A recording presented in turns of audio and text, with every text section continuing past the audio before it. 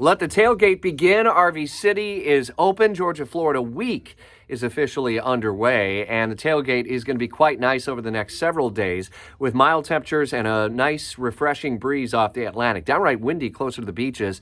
Chief Meteorologist Mike Burris says what we see is what we get with the weather. Every so often, a shower sneaks in off the Atlantic, but for the most part, it is dry for all of the Georgia-Florida festivities leading up to kickoff on Saturday, 3:30 at Everbank Stadium in this annual tradition. A lot to get to on Jacksonville's morning news. JEA board is expecting to host a workshop and get your feedback on the potential of a rate increase for electric, water, and wastewater, reasons for it, and a chance for you to be heard.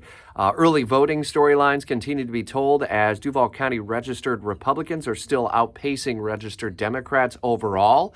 On a local level, that's the storyline we're following all the way up to the race for the White House as Vice President Kamala Harris is set to address and make closing arguments in front of supporters at the Ellipse outside of the White House a little bit later today, while former President Trump was campaigning in Georgia and is expected to continue to campaign in all those battlegrounds, Georgia, Arizona, Pennsylvania, Michigan, Wisconsin. We're following the polls and the storylines that continue to emerge in these closing days of the campaign. Reminder, you can find early voting locations, times, resources, storylines updated locally and statewide and nationally, those ballot amendments, including Jake Stofan's investigation on Amendment 4, the abortion amendment in Florida, all in our voter guide at WOKV.com. We are your home for You Decide 2024, and we'll be covering the election throughout. And a reminder, be listening for live coverage once the polls close, 7 o'clock next Tuesday night.